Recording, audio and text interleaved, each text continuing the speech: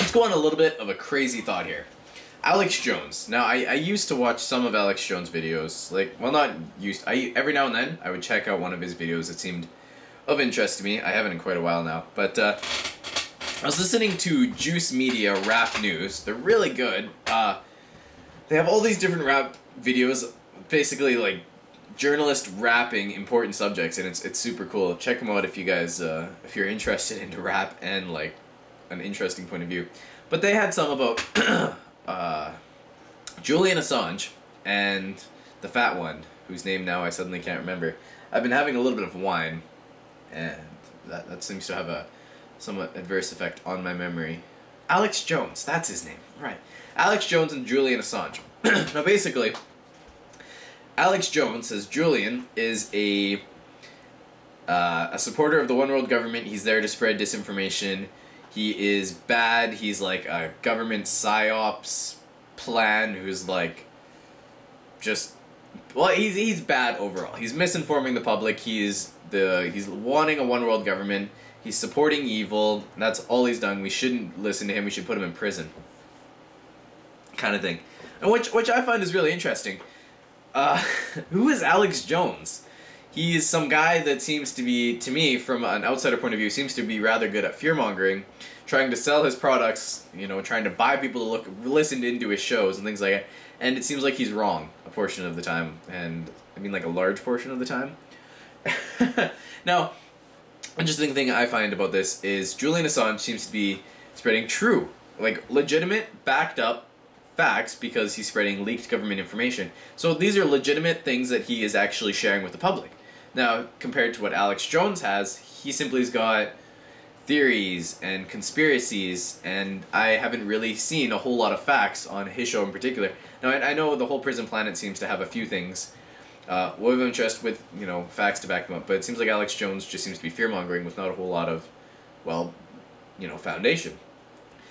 Compared to Julian, who seems, he just, you know, takes information right out of particular instance, the American government, and displays them to the people exactly as is. Like, hey, look, this is what's happening. Whistleblowers like Bradley Manning, I think Julian's also, like, supporting. And it's like, why, if they're both on the side of good, why would one be attacking the other? And I haven't been paying too much attention, mainly because I haven't been looking, if Julian is also attacking Alex Jones, but I have a biased opinion at the moment that Alex Jones is only attacking Julian, not the other way around. So why would one good attack another good?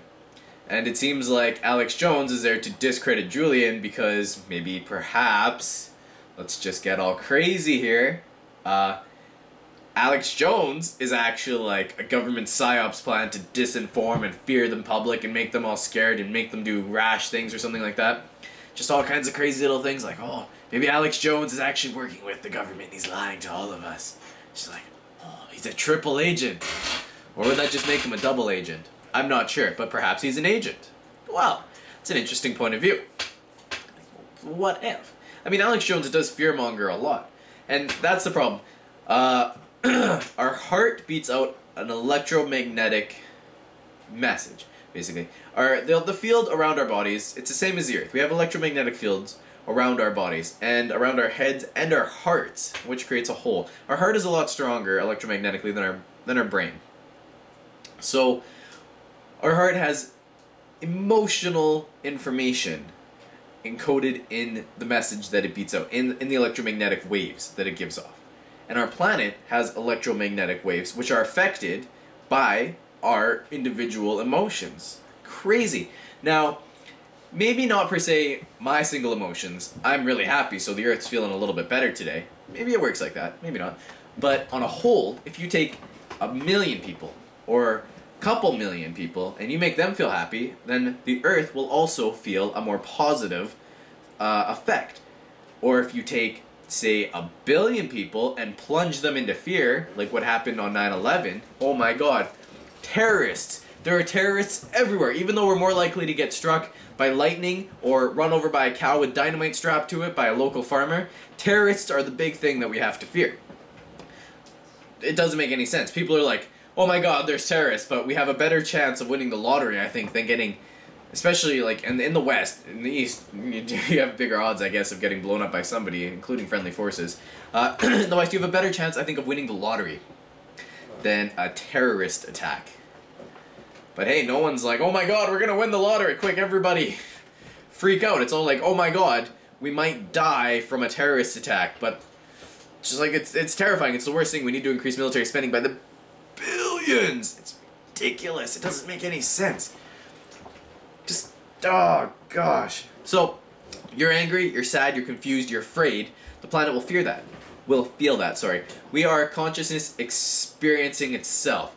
Consciousness is afraid, and therefore consciousness makes itself more afraid, and then it's just one of those, what is it called? It just grows on itself, right?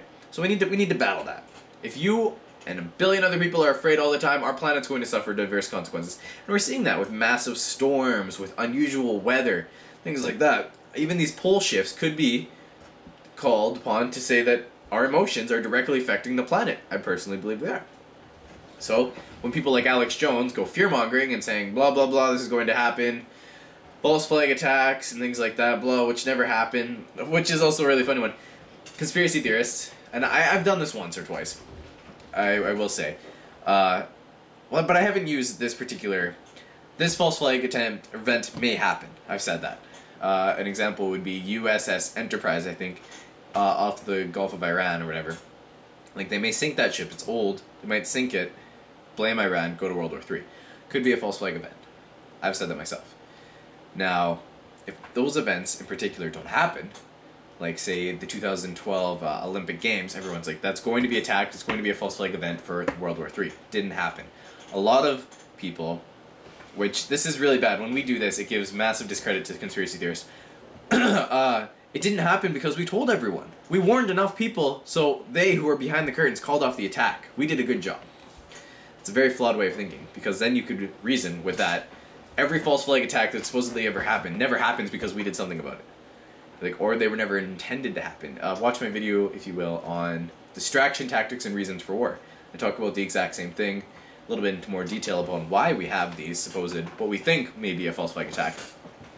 And so people like Alex Jones just really, they're not all that good for the general consciousness compared to, say, knowledge is light. Freedom is light. Darkness is enslavement. You can't see in the dark, but you can see everything in the light. And that's exactly what WikiLeaks is helping us do, by helping us see in the dark, by providing information that we wouldn't otherwise have, which helps us broaden our light, as you were, and to see what's actually going on more. And it's really interesting. It's really cool. What does Alex Jones do? Now, I would like to know who you guys are for. Julian Assange, Alex Jones, or both. And if you're with one against the other, I'd like to hear why. Your thoughts on both of those two characters in this interesting world play that we're having. We all have first-class front-row seats to the events of the world. So I'd like to hear your thoughts on it. That is all. I still have time to kill. I don't know what I'm going to do. But I will see you all in the future. Peace, my friends.